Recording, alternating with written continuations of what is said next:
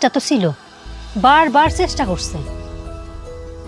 সেটা তোমার আমিও জানি, কিন্তু এমনি কিছু না করে চলে যাবো এটা তুমি কখনোই ভাবিনি।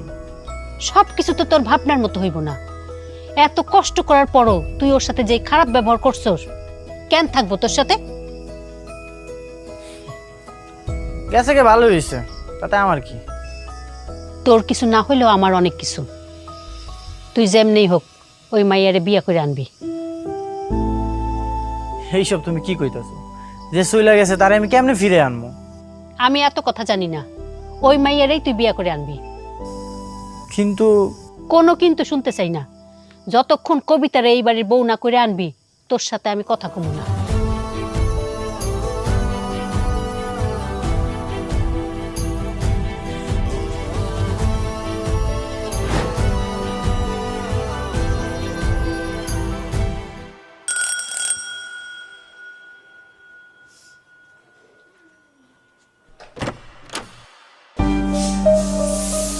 আসসালামু আলাইকুম আঙ্কেল।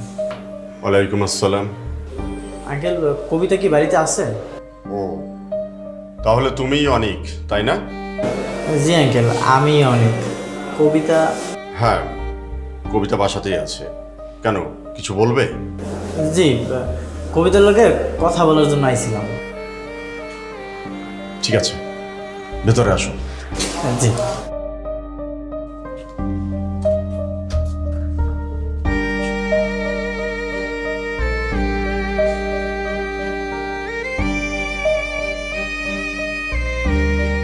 ঠিক আছে, তুমি বসো, আমি কবিতাকে পাঠিয়ে দিচ্ছি।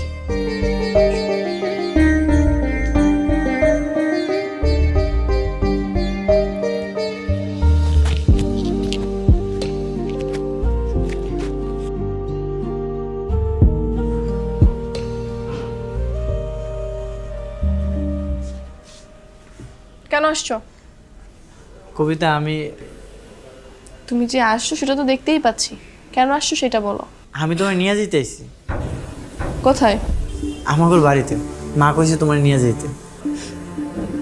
তোমার কি ধারণা তুমি আমাকে নিতে আসবে আর আমি তোমার সঙ্গে সঙ্গে চলে যাব? হ্যাঁ, কেন যাইবা না?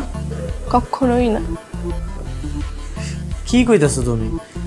কিন্তু মা তো তোমার নিয়ে যেতে কইছে। শোনো, তোমাকে একটা কথা বলি। তুমি সবসময় বলতে না গরিব হয়ে থাকা সম্ভব না, বড়লোকের মেয়েরা গরিবদের সাথে মানিয়ে নিতে পারে না। হ, ঠিকই তো কইছিলাম। তাহলে তুমিও শুনে রাখো, বড়লোক হয়ে বসবাস করাটাও এত সহজ না। যেমন তুমি